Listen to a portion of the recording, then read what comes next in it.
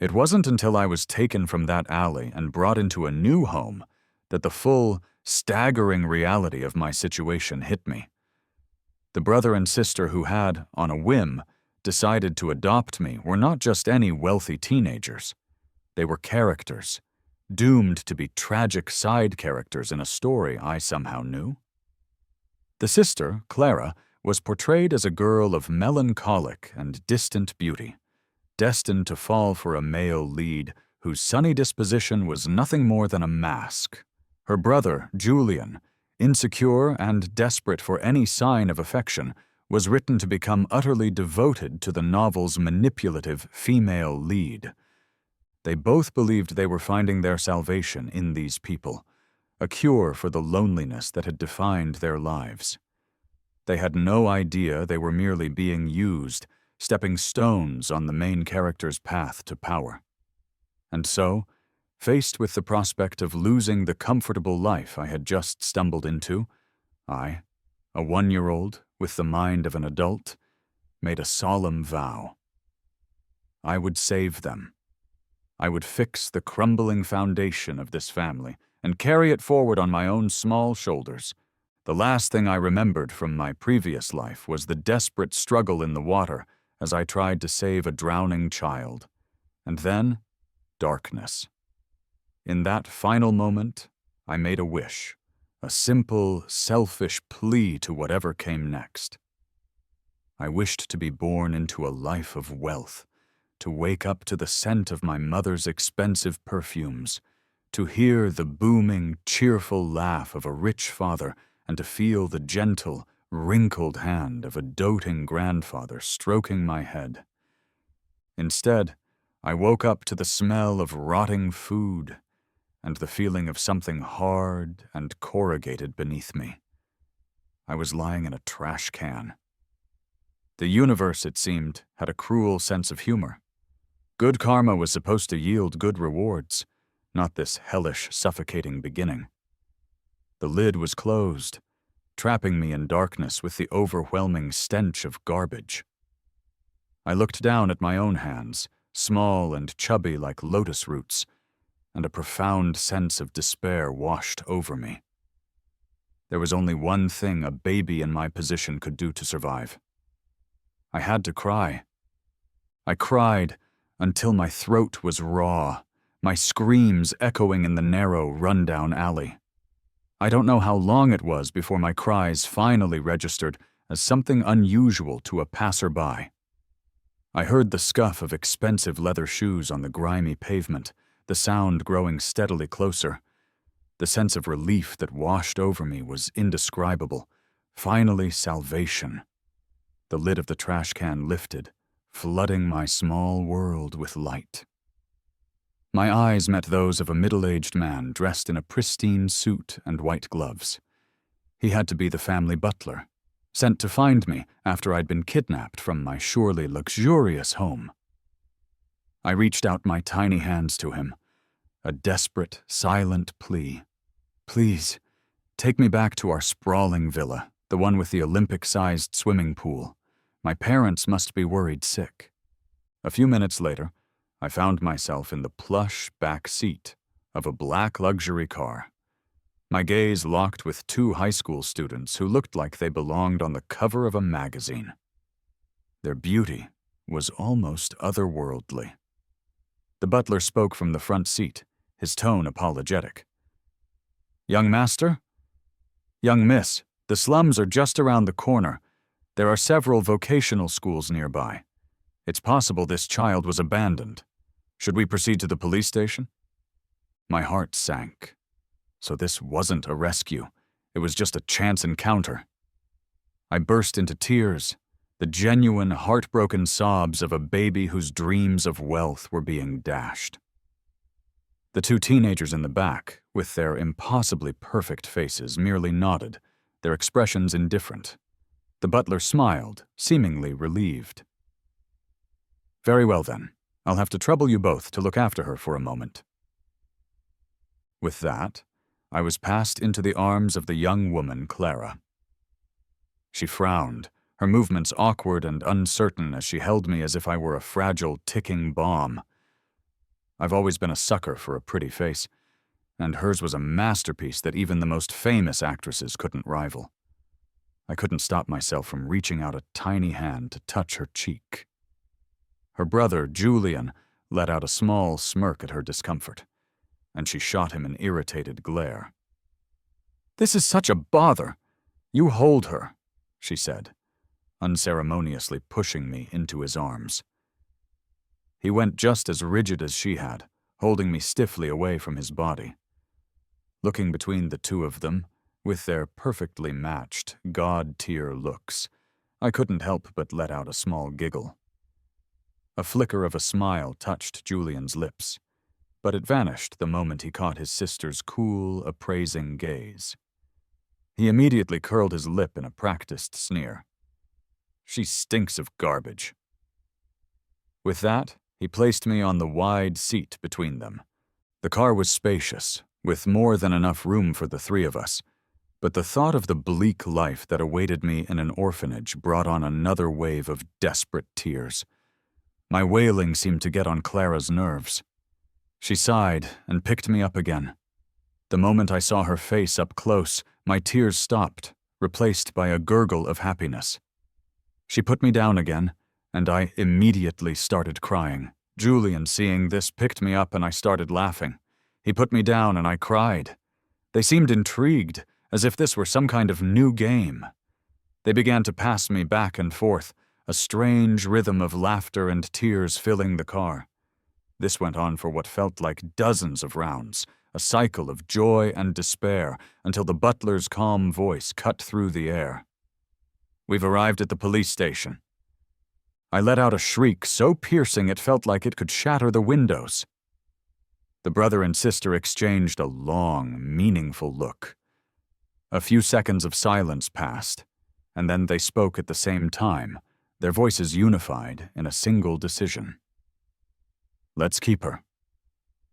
The butler was remarkably efficient, and the adoption procedures were completed with surprising speed. It was through this process that I learned the identities of my new siblings. They were the children of the most prominent family in the city, the Sinclairs. They were twins, a boy and a girl, Julian and Clara, and I, the abandoned baby from the trash can, was now their younger sister, Leo. Before you feel too envious, you should know that these two were the primary tragic figures in a dark, revenge-fueled romance novel. The Sinclair twins had everything one could ask for: an influential family name and breathtaking looks, but they lacked the one thing that truly mattered: a loving family. Their parents had divorced shortly after they were born, each quickly returning to their previous partners. In the eyes of their parents, the twins were little more than inconvenient byproducts of a loveless marriage of convenience. For years, they were utterly neglected. You can't expect children who have never experienced genuine affection to grow up into well-adjusted, kind-hearted individuals. Both Clara and Julian developed complicated, guarded personalities. Despite being twins, they couldn't stand one another. To make matters worse, their paths were fated to cross with the novel's main characters, a seemingly perfect couple who were actually masters of manipulation. The protagonists, Ethan and Maya, deliberately engineered encounters to get close to the twins, working together to drive an even deeper wedge between them.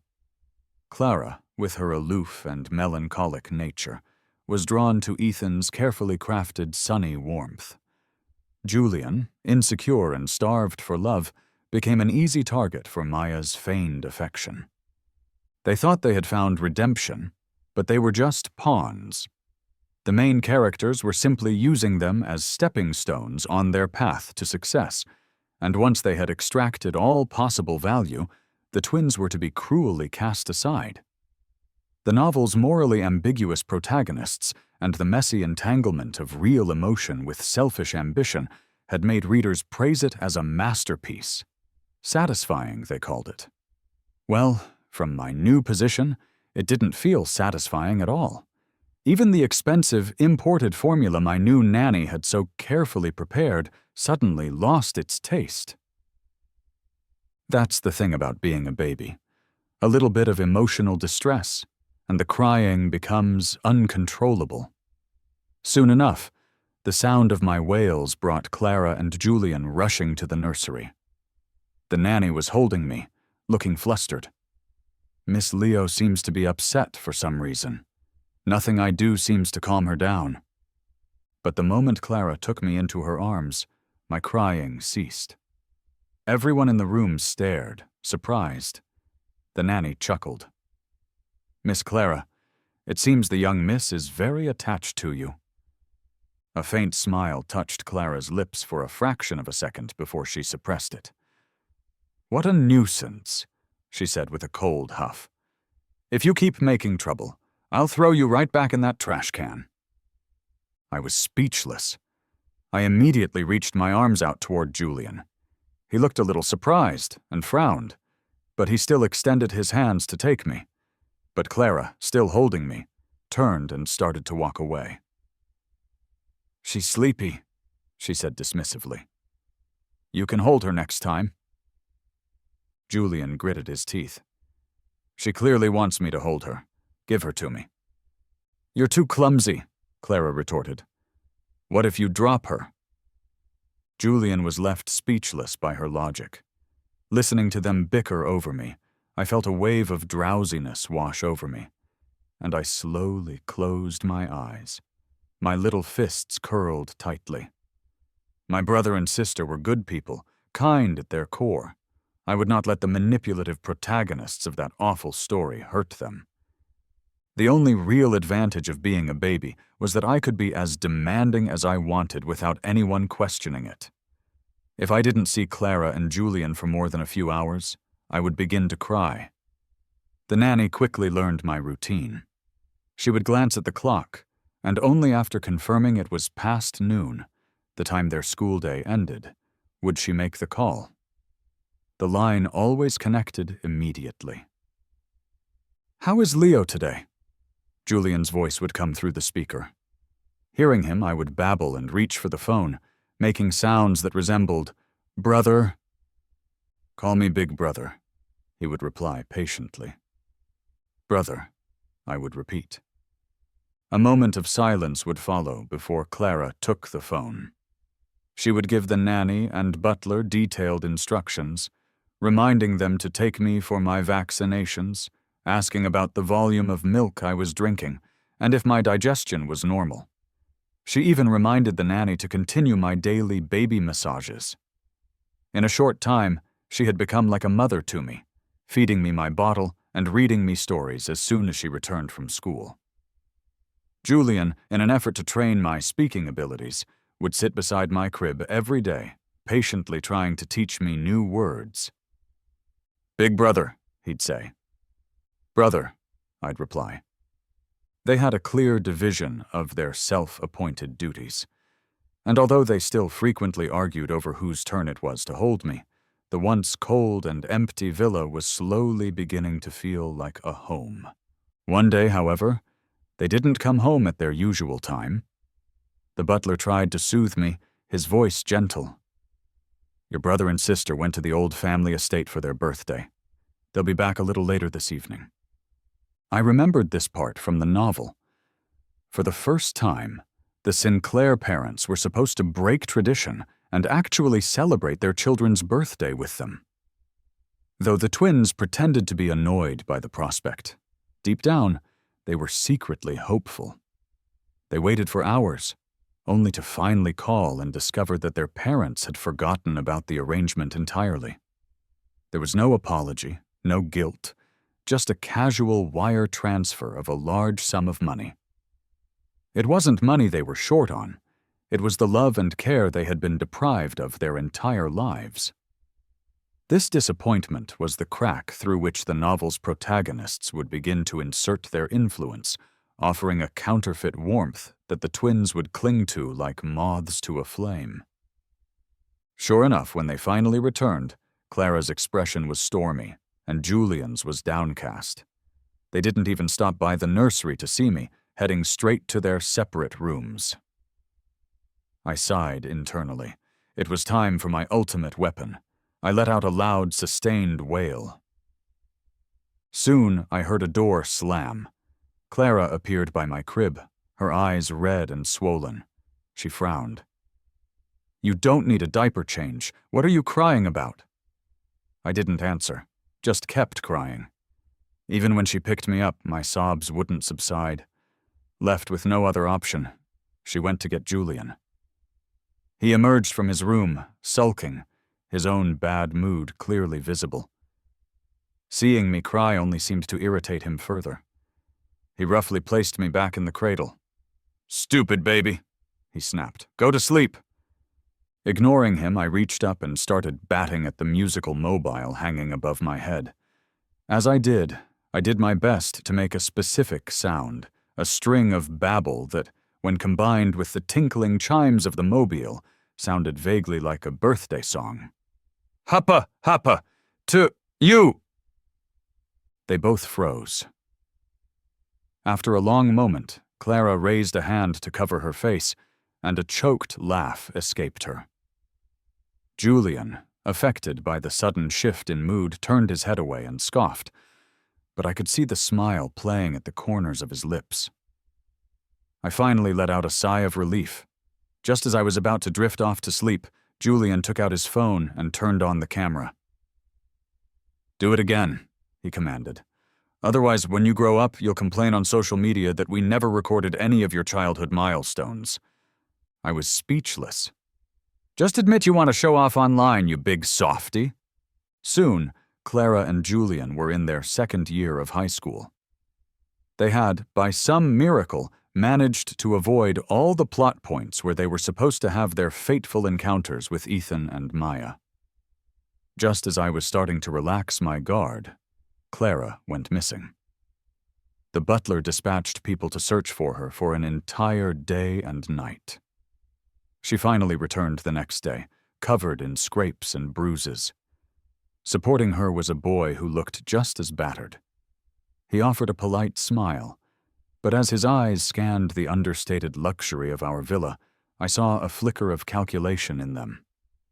My internal alarms started blaring. After the family doctor had tended to her injuries, Clara explained what had happened. She had gone hiking alone and had accidentally run into Ethan, the boy who was now sitting in our living room. According to her, they had both fallen down a steep slope, and their phones had been broken in the fall. Fortunately, neither of them was seriously injured. I knew better. There was no way Ethan's appearance there was a coincidence.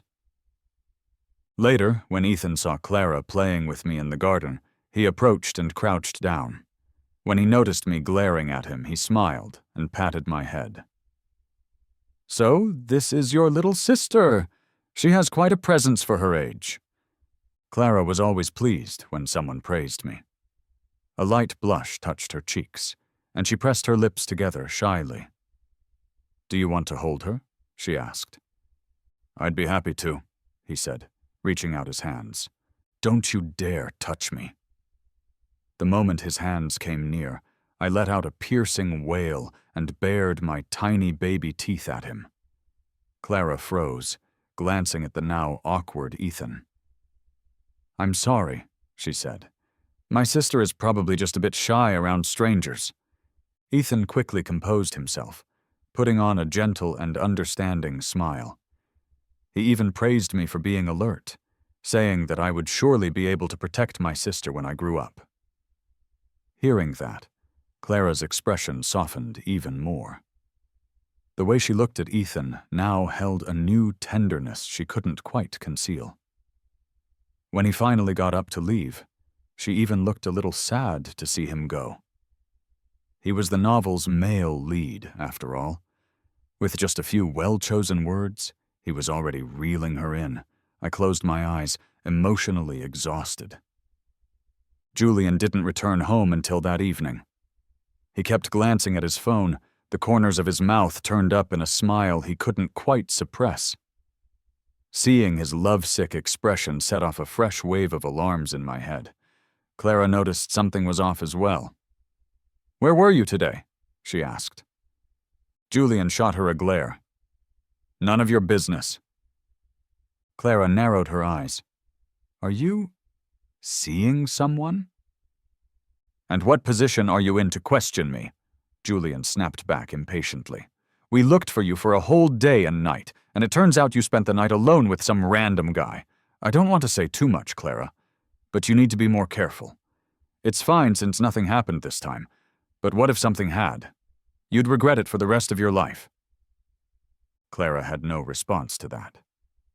Julian shook his head and retreated to his room. I babbled and waved my arms in frustration. It was over. The moment the main characters appeared, the bond between my siblings was already starting to fracture. That night, just as I was drifting off to sleep, I heard someone quietly approach my crib. A familiar, soft fragrance washed over me. It was Clara. She gently lifted my head and slipped something cool and smooth under my pillow. "Be a good girl, Leo," she whispered. "I didn't mean to make everyone worry. Yesterday I ran into a street fortune teller. He said someone in our family had a fate that was destined to be cut short." She paused. "Of course, I don't believe in that kind of superstition, but since it was about you, I couldn't just ignore it. So I followed his advice and went to the mountain temple to get this safety charm. If nothing else, it gives me some peace of mind." Clara stared at me for a long time, as if she found her own actions amusing. "Your sister probably got scammed, huh?" she murmured. "But it's fine. Our Leo has to grow up safe and healthy." So that was why she had gone to the mountain. A wave of emotion washed over me, and I burst into tears. I couldn't help it. Clara quickly picked me up and rocked me gently. "Did you have a bad dream? It's okay, your sister is here." She began to hum a soft lullaby, her voice warm and soothing. As my consciousness faded, I clenched my tiny fists and renewed my vow. I would protect them. But I was still just a baby. There was so little I could do. In the world beyond my nursery, a world I couldn't see, Clara and Julian were spending more and more time with Ethan and Maya, growing closer to them every day.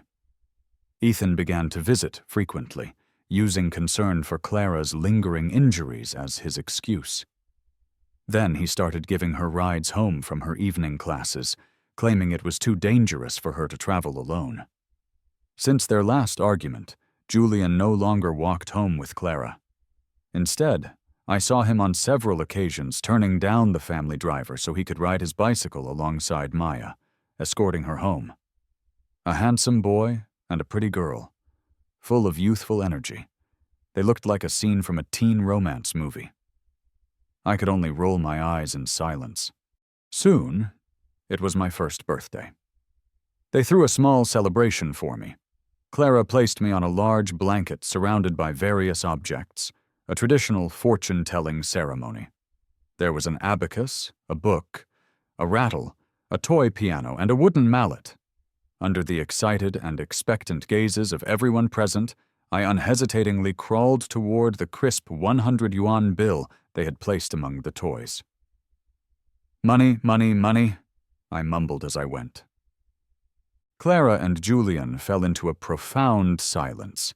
They exchanged a look, and then, like a well-rehearsed routine, immediately started blaming each other. "I told you to stop watching those trashy short-form videos in front of Leo," Clara said. Julian snorted. "I was about to say the same thing to you. You're the one who is always filming them. Leo is smart. What if she picked up your bad habits?" By now, I was able to speak in short, simple sentences. "Brother, sister, no mad, no mad," I said, trying to mediate. Clara picked me up. "Leo, you really like this, huh?" she asked, holding up the bill. My eyes sparkled. "Like money," I replied earnestly. She pressed her lips together, a mix of amusement and helplessness on her face. "Well, as long as you're happy, we have plenty of money in this house anyway." Julian suddenly seemed to remember something, and his expression darkened. He gritted his teeth. "Don't forget, Dad's girlfriend is pregnant. She's going to try and fight us for the inheritance." Clara looked at me, her gaze flickering with determination. "What belongs to us, no one can take away. We have to protect this home, if only for Leo's sake." For the first time in a long while, Julian completely agreed with her. "First, we need to improve our grades," he said. "The heir to the Sinclair family can't be a slacker." "You're right. Let's hire tutors." Fired up by their new resolve, I pumped my fists in the air and shouted, "Tutors! Tutors!" The next day, Ethan and Maya showed up at our house. I looked at Clara and Julian. One's ears were bright red. The other couldn't stop his eyes from following Maya's every move. I smacked my forehead with my tiny hand. "Brother? Sister? You've just invited the wolves into your home." At the end of their second year of high school, the school organized a mandatory field trip. Normally, Clara and Julian looked down on these kinds of group activities and would have found an excuse not to go. But now, thanks to the influence of Ethan and Maya, they both decided to participate. Just before they were set to leave, I started crying and refused to stop. A deep sense of unease settled in my stomach. I knew the main characters were going to use this trip to cause more trouble. I didn't want my siblings to go. I stood in front of the door and wailed at the top of my lungs. The nanny quickly picked me up, trying to comfort me. "Your brother and sister will be back very soon. Let's be a good girl and wait for them at home, okay?" "No!" I shouted. Julian thought for a moment, then came up with what he probably thought was a brilliant plan. He decided to take me with them. I was speechless. "Leo is old enough now," he declared with an air of great authority. "She should get out and experience nature more." It sounded like a perfectly reasonable excuse, but I knew his real motive was to have an excuse to interact with Maya. To my surprise, even Clara didn't object, and so we set off. We were the last to arrive at the campsite. The moment I stepped off the bus, I became the center of attention. Praises rained down from every direction. I offered a charming, slightly smug smile in return, which only made the crowd of students coo even louder. Seeing the satisfied, proud smiles on Clara's and Julian's faces, I finally understood their true motivation. Showing me off on social media was no longer enough. They had moved on to showing me off in person. Before long, a few girls hesitantly approached. "Julian, can we hold your little sister?" one of them asked, her expression a mixture of sincerity and nervous caution. After all, Clara and Julian, with their elite family background and aloof personalities, were not easily approachable. As a result, they had no real friends, which made them especially vulnerable to the manipulations of Ethan and Maya. I decided I had to help them. I took the initiative and reached my arms out to the pretty girl. "Sister, hug," I said. Her eyes widened, her heart practically melting on the spot. Julian hesitated for a moment, but eventually nodded. "Then I'll have to trouble you to look after her for a bit," he said. The girls were pleasantly shocked. They probably never imagined Julian could be so approachable. Soon, I had blended right in with their class. "Ah, she's so cute," they squealed. A particularly beautiful girl with bright, stunning features came over. "Move aside. I want to play too," she said, patting my head. "Hey, little one, tell me, am I pretty?" I looked at her with all the sincerity a baby could muster. "Sister is very pretty," I said. She smiled faintly. Even when she saw Clara radiating displeasure from a short distance away, she didn't seem to mind. In fact, she deliberately teased me. "Then who is prettier, me or your sister?" "My sister is prettier," I answered without a moment's hesitation. The entire class burst into laughter. The girl pouted playfully. "Well, I guess you're not wrong." Hearing my answer, the icy mask on Clara's face finally began to thaw. The atmosphere became warm and lively. That is, until Maya walked toward me. She bent down, a saccharine smile on her face. "Little sister, I haven't had a chance to hold you yet." In that instant, it felt like a cold, venomous snake had fixed its eyes on me. I instinctively took 2 steps back and nearly stumbled. Clara quickly scooped me up, patting my back while giving Maya a sharp, protective glare. "You scared her." Maya awkwardly licked her lips and turned to leave. Julian, looking anxious, quickly followed after her. From a distance, Ethan let out a sigh and gave Clara a disappointed look before walking away. He thought Clara was jealous, that she was deliberately trying to make Maya look bad because she couldn't stand how close he and Maya were. Now he had the perfect excuse to use this incident to get even closer to Clara, to comfort her. Clara furrowed her brows, looking hurt and misunderstood. After handing me off to one of the other girls, she chased after him. The girl holding me watched them disappear, then clicked her tongue. "Little one," she said, "it looks like your sister and Ethan have something going on." I groaned and rubbed my forehead in frustration. This was all my fault. I had ruined everything. To my surprise, the moment we returned home, Clara and Julian launched into a heated argument. Clara, visibly upset, confronted her brother angrily. "Why are you always picking fights with Ethan? What did he ever do to you?" "That jerk provoked me first," Julian snapped back. "He knows I like Maya, but he still flirts with her right in front of my face." Clara frowned. "Ethan isn't like that. He and Maya grew up together. They're just close friends." Julian let out a sharp, mocking laugh. "And what about you? Weren't you just jealous of Maya too?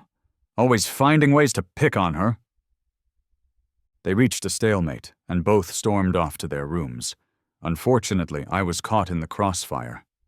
Clara, her face a cold mask, fed me my formula without a word. "Leo, you were so rude today," she said, her voice clipped. "You smile at everyone else, but you treat Ethan so differently. He didn't do anything to you." "Who do you think I'm doing this for? A toddler doesn't have great emotional regulation." I was so angry that I turned around and presented her with my back. "Jerk," I muttered. "Thug, don't like—" That was it. I decided I wouldn't smile at either of them anymore. From that day on, the 3 of us entered a cold war. Clara and Julian started coming home later and later each day, and I gradually stopped being so dependent on them. They had found me annoying from the start, I reasoned. Now they could finally have their peace and quiet. At 14 months, I started walking on my own. At 16 months, I learned to feed myself with a spoon. At 20 months, I could speak in complete, fluent sentences. Even though the nanny dutifully recorded videos of my progress and sent them to my siblings, I could sometimes feel them standing in the doorway of my room late at night, watching me sleep and letting out quiet sighs. Sometimes it was Clara. "Leo, you grew up so fast," she would whisper. "I should be happy, but why do I feel so empty inside?" Sometimes it was Julian. "You change every single day," he would murmur. "We can barely keep up. We've missed so many of your firsts. What a shame." He'd sigh again. "Growing up isn't all that fun, little sis. Could you maybe just slow down a little?" We were 3 stubborn people, but deep down, we were all craving the same thing: to hold each other close again. In the blink of an eye, Clara and Julian were in their final year of high school. On my 2nd birthday, both of them had to go out. It turned out that Ethan's birthday was on the same day, and Clara had left early in the morning to see him. As for Julian, Maya had used some excuse to get him to come out as well. The 2 of them crouched in front of me, their faces etched with guilt. "Leo, the butler and the nanny will stay here with you, okay? We'll be back really, really soon." I smiled at them. It's okay, go ahead. I'll wait for you to come back. I didn't want to mess things up again and cause another argument between them. I didn't want to be scolded for being rude anymore. It was just a birthday, after all. But once they had actually left, I couldn't stop a wave of disappointment from washing over me. Seeing how understanding I was, Clara didn't feel the relief she had expected. Instead, it felt like her heart was being squeezed, tight and breathless. All she could think about was, what is Leo doing right now? Does she miss us? Is she crying all by herself? Ethan had to call her name several times before she finally snapped out of her thoughts. He looked at her, confused. What's wrong? You seem distracted. Clara offered a faint smile. Sorry, I was just thinking about things at home. Ethan immediately thought he understood the source of her distress. He smiled sympathetically.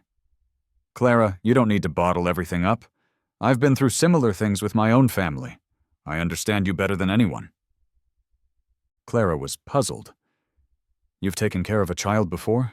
You understand what it's like to miss a baby? She looked at him in confusion, but Ethan mistook her expression as a sign that she was beginning to open up to him. The flash of amusement in his eyes quickly faded, replaced by a carefully constructed look of sympathy. Our parents gave us life, but they never really raised us, he said softly. They never cared about our growth, only about their own pleasure, and they always dumped their emotional baggage on us. People like that don't deserve to be parents. It's okay to resent them. You don't have to feel conflicted about it. Clara was stunned. For a moment, her eyelashes quivered.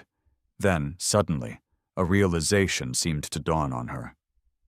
You're right, she said, her voice firm. I can't become that kind of parent. Ethan was completely bewildered. After offering a hurried apology and a vague explanation, Clara turned and ran off. She burst through the front door of our home, panting, only to find the living room already decorated with colorful streamers and birthday banners.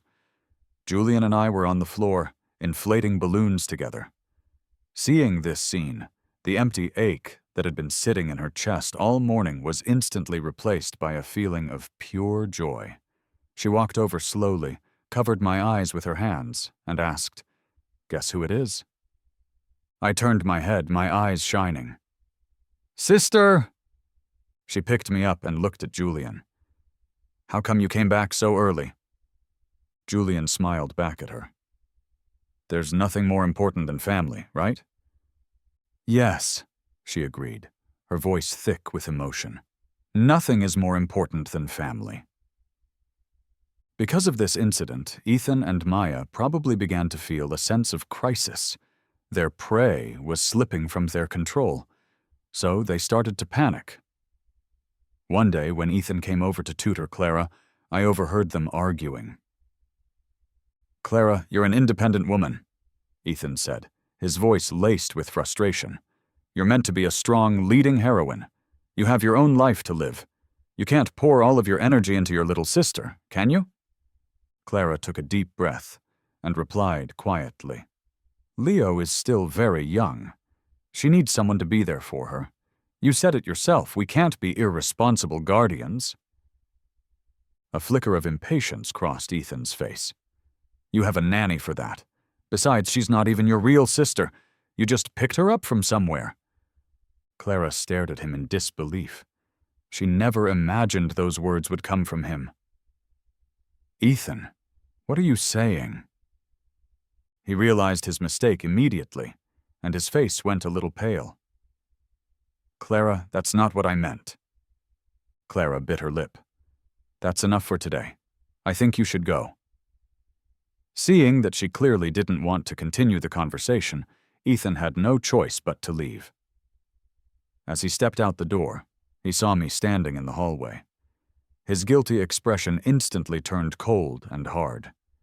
He mouthed a single word at me. Bastard. I instinctively took a step back, staring blankly at his retreating figure.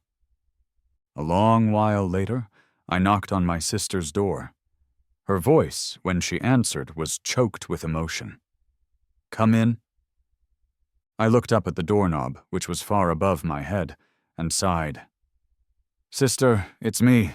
I can't come in. The handle is too high." She quickly opened the door and scooped me into her arms. "Weren't you supposed to be tidying up your toys? What are you doing here?" "Because I felt that you weren't happy," I said. She let out a soft, sad chuckle. "Oh, and how did you feel that—" I placed my hand seriously over my own chest. "It told me," I said. "Because you're sad, I feel sad too." Clara paused, then turned her head away, pretending to be exasperated. "You're far too young to be spouting such sweet talk." I took the opportunity to plant a kiss on her cheek. "Soft and sweet," I declared. "Sister, you're just like a little cake. A little cake can't be unhappy, or it won't taste sweet anymore." Even the most stoic woman couldn't help but smile at a compliment like that. "My sister is happy now," she said, her voice finally losing its strained edge. "Thank you, Leo." I grinned. "You're welcome." Just as Clara seemed to be getting back to her normal self, Julian started acting strangely. He began coming home close to midnight, his expression dazed and disconnected, and he refused to talk to anyone. Late one night, I was woken by the low sound of someone crying. I tiptoed out of my room and saw Julian sitting alone on the balcony, silently shedding tears in the dark. I walked over and lightly patted his back. He jumped, startled, and turned to look at me. "Brother," I asked, "did you have a nightmare? Don't be scared. I'm here." He was speechless. He blinked hard, wiped his face messily with the back of his hand, and turned away, ignoring me. I leaned my head in so I could see his face. "Big bro, what do we do? The clouds are hiding the sun again?" He froze. He remembered the time I had told him his smile was as dazzling as the sun. He couldn't hold back a small laugh. He finally pulled me into a hug. All right. Stop worrying about me. I'm fine." "Then why are you sad?" I pressed. "You told me that real men don't cry easily." He frowned slightly and sighed, a deep, heavy sound. "Real men don't cry easily, unless they are truly heartbroken." Julian had kept everything bottled up for far too long. Now, with me, a child who supposedly wouldn't understand anything, he finally felt he could vent. It turned out that Julian had first met Maya on the same day Clara went missing. He had been out looking for his sister when he stumbled upon a group of thugs bullying a girl. Without a second thought, he had rushed in to rescue her. That girl, of course, was Maya. "At first, she was the one who pursued me," he said, his voice quiet. "She said she was grateful that I saved her and wanted to repay my kindness. She started bringing me breakfast, giving me little handmade gifts. After spending time with her, I really felt like she was different from other girls. She seemed to understand me, and she was always so patient and kind when she listened to me. I really, really liked her." He paused. "But then, she kept bringing up Ethan around me, and every time I had a conflict with him, she would look at me with such disappointment. Even Clara thought I was bullying him, but I swear I never laid a single finger on that guy." "Bro, you didn't do anything wrong," I comforted him. "It's them." His eyes looked blank. "Today, I confessed my feelings to her," he whispered. "And she said yes. I was so happy. But then she suddenly told me her mother was sick and needed a lot of money for treatment. She asked if I could lend her 100,000 yen. I hesitated. And then she got angry and said that I didn't really love her." He looked at me, his eyes filled with confusion. "I do love her. So why did I hesitate?" I was speechless. Maya truly had no shame. At this point, I was completely convinced that Clara's accident and Julian's hero saves the damsel moment were all part of a coordinated setup, What kind of coincidence was that? I decided I couldn't worry about maintaining my baby persona anymore. I looked at him seriously. Sister once told me that sometimes you have to trust your gut feeling. If something feels wrong, it usually means something is wrong. But I like Maya, he replied weakly. Liking someone should go both ways, I said, repeating a lesson he himself had taught me. If someone truly likes you, they won't think it's normal to spend your money. He froze. A while back, we had been watching short videos together, and some online love guru had said, "A man who spends money on you doesn't necessarily love you, but a man who refuses to spend money on you definitely doesn't." I had been watching with rapt attention, and being a quick learner, Julian had worried I would grow up to be a simp. He had immediately corrected me on the spot, explaining the difference between generosity and being taken advantage of. He never expected to have that same lesson thrown back at him now. From me. It was like a knot that had been tied tightly in his heart finally came loose. He smiled, a look of genuine relief on his face. "You're right, Leo. I've been a fool." He squared his shoulders. "From now on, I swear, I'll be a real man, not a simp." "You're awesome, bro," I said with a grin. We talked on the balcony for a long time after that. At some point, I dozed off in his arms. Much later, I was vaguely aware of the sound of faint footsteps outside the door, which paused for a moment before slowly fading away into the distance. One setback after another seemed to make Ethan and Maya increasingly desperate. They decided it was time to push Julian into complete isolation. Ethan deliberately lured Julian to an old, disused equipment room at school. As always, he started with verbal provocations. "Maya likes me. Your sister likes me too. Julian, you're just a complete failure." But this time, Julian just laughed. "Whatever," he said. "I don't care." So what if no one else was on his side? His little sister would always have his back. He turned and started to walk away. Ethan's expression shifted, and he sneered coldly. "We'll see about that." He gritted his teeth and slammed his own head hard against a piece of metal equipment. A dull thud echoed in the small room.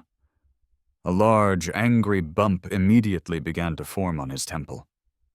When he returned to the classroom, his bruised and battered face drew instant attention. "Ethan, what happened to you?" someone asked. Ethan cast a fearful, meaningful glance in Julian's direction. The room fell silent. Everyone's gaze shifted toward Julian, their eyes filled with suspicion. Julian, however, remained completely calm, and even smiled. "You're not going to say that I hit you, are you?" Ethan put on an act of someone trying to hold back his pain and fear. Just as Clara entered the classroom, he dabbed at a trickle of blood on the corner of his mouth. "Julian, I know you're pursuing Maya," he said, his voice trembling slightly. "But I've told you so many times, she and I are just friends. I would never try to steal your girlfriend. So why won't you just let me go?" Clara froze in her tracks. After a long pause, she started walking toward Ethan. Julian pinched the bridge of his nose, trying to hide the flash of mockery in his eyes. But before Ethan could even allow a smirk of triumph to form on his lips, a sharp slap echoed through the silent classroom. Clara had smacked him right across the face. "What makes you think," she said, her voice dangerously low, "that I wouldn't believe my own brother?" Ethan looked stunned. "Clara, what was that for?" Clara scoffed softly, then turned around and walked over to the equally stunned Julian. Looking up into his eyes, she said, "You were right. There's nothing more important than family." Julian had always been the type who could stand firm against any confrontation, but when faced with genuine care and affection, he never quite knew how to react. He scratched his head awkwardly. "Sis, I swear I didn't lay a finger on him." "I'm not stupid," Clara replied. "Of course I know that." Julian nodded, then turned to face Ethan. Well, since you're claiming I hit you, how about we go check the security footage? Panic flickered across Ethan's face, but he quickly tried to recover. You knew there weren't any cameras in that area? That's why you dared to hit me, isn't it? But Julian replied calmly. Sorry to disappoint you. The Sinclair family happens to be a major shareholder of this school. As such, we have a certain responsibility to improve the campus facilities. I had new surveillance cameras installed and tested in that very area just a few days ago. Ethan's face turned a ghostly shade of pale. He opened his mouth to argue, but was interrupted by a cheerful voice. Oh, no need to go to all that trouble. It was the beautiful girl from the field trip. She had a wide grin on her face. I was actually in there at the time, taking a break. I got a front row seat to the whole drama, and I recorded everything on my phone. Julian turned toward her, finally recognizing her. She smiled. Your little sister said I was pretty and kind, so I figured I should probably do a good deed today. If you're grateful, you can invite me over to play with your sister sometime. The whole class burst into laughter. Someone else chimed in. Even without the cameras, I'd believe Julian. You can tell a lot about a person by how they treat kids. If he raised a sweet and polite little sister like Leo, how bad could he and Clara really be? Yeah, another classmate added. We've been in the same class for 3 years. We know what kind of person he is. When I was being bullied last year, Julian was the one who stood up for me, another said. How could someone like him bully others? As more voices of support echoed through the room, Ethan and Maya finally panicked. The video exposed his entire setup for everyone to see. The gazes that were now directed at them were filled with disgust and contempt. Ethan had no choice but to apologize. As for Maya, who had been waiting anxiously outside the classroom door, she turned and slipped away without a word, choosing to save herself. The siblings returned home together that day for the first time in a long while. In the car, Clara told Julian what she had discovered through her own investigation. You're saying those thugs who attacked Maya were hired by her? Julian said in disbelief. That she staged the whole scene just so I would save her at the perfect moment. Clara nodded grimly. And when I fell down the mountain, it was because Ethan suddenly appeared around a blind corner and startled me. I tripped over a rock, and he fell down with me. At the time, I just thought he was being clumsy because he was concerned. But looking back on it now, it was all premeditated. Julian's face darkened as he finished her thought. The whole scheme, it was always about money. The two sat in silence for a long time. To be deceived for so long, to think the feelings you had were real, it was a difficult truth for anyone to accept. Clara suddenly remembered something. Leo is kind to everyone, except for Ethan and Maya. They say that children's instincts are the sharpest. I should have trusted her. I wronged her. She turned to her brother. And Julian, I misunderstood you too. I'm sorry. Julian paused, then smiled, his expression free of any resentment. It's not your fault, sis. We were both fooled. What matters now is that we've learned from this. We'll protect Leo, we'll protect our family's fortune, and we'll never let people with bad intentions exploit us again. As long as we trust each other, we're invincible. He held out his pinky finger. Clara met his sincere gaze, smiled, and hooked her own finger with his. Pinky swear, he said. No matter what happens, we'll always believe in each other. And at that very moment, at home in my crib, I smacked my lips in my sleep, rolled over, and went right back to dreaming. The afternoon sun was warm and gentle through the window. It was a pleasant day. The day of the final college entrance exams finally arrived. I had the butler take me to wait outside the test center. I even brought 2 small flags with me to wave, symbolizing a victorious start. When the final bell rang, students began to trickle out of the building.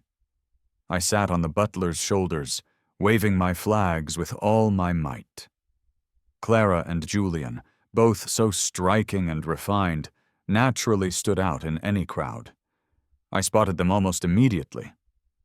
"Brother! Sister! I'm over here!" I shouted. They walked over, broad smiles on their faces. "Thanks to Leo cheering us on," Clara said. "The questions felt way easier today." It looked like they had both done very well. I gave each of them a big hug. "Brother and sister are the best." Their classmates noticed me as well, and gasped in surprise.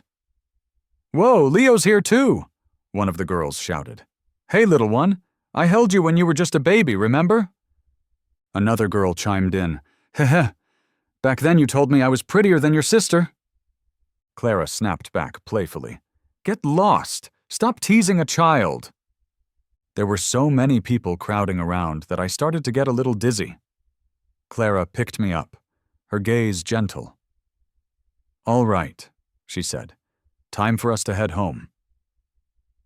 That stunningly beautiful girl from the field trip and the classroom incident clung to Clara's arm and whined, "Sister Clara, you have to bring your little sister to the graduation party." Clara rolled her eyes, but she was smiling. "You know what? Just have the party at our house." Sure, the girl replied enthusiastically. "Just tell me when." One had dared to suggest it, and the other had dared to agree. A few days later, their entire class showed up at our villa for the party. Everyone, that is, except for Ethan and Maya. I learned the whole story from the gossip I overheard. It turned out that ever since their attempt to frame Julian had failed so spectacularly, Ethan and Maya had had a major falling out. Right before the exams, Maya had somehow gotten her hand fractured by a group of thugs. She was convinced that Ethan had orchestrated the attack in retaliation.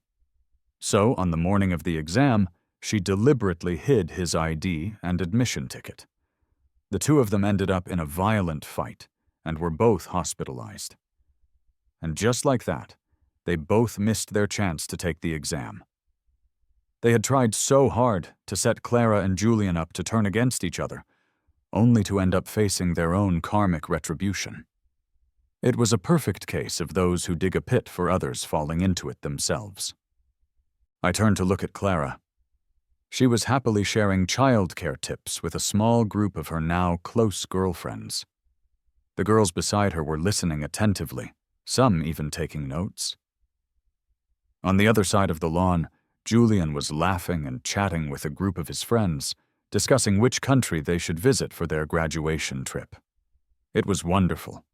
Both my brother and my sister now had like-minded friends who cared for them, and a family that treated them with genuine affection. They would no longer be so easily fooled by fake affection and sweet lies. "Leo, come join the group photo," someone called. "Coming!" Everyone gathered on the lawn. Clara and Julian stood on either side of me, each holding one of my hands. The butler helped us take a group photo. In the picture, the three of us were smiling, our faces warm and radiant under the sun.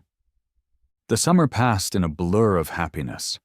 I learned that Ethan and Maya had tried to get in touch with Clara and Julian, only to discover they had been blocked on all platforms. Frustrated, they had even come to the villa in person, but this time they couldn't even get past the front gates. They didn't see my siblings once that entire summer. Clara and Julian were far too busy with a much more important project. I was about to start kindergarten. On the first day of school, every child was required to bring a handmade craft and introduce themselves. Clara and Julian were absolutely determined to make me the coolest, most impressive kid in the entire class. They worked around the clock, gathering materials, sketching out designs, and scrapping one ambitious plan after another. They nearly got into another one of their old arguments over whose design was better. To which I could only shake my head and say, competing for show-off points is a very bad habit.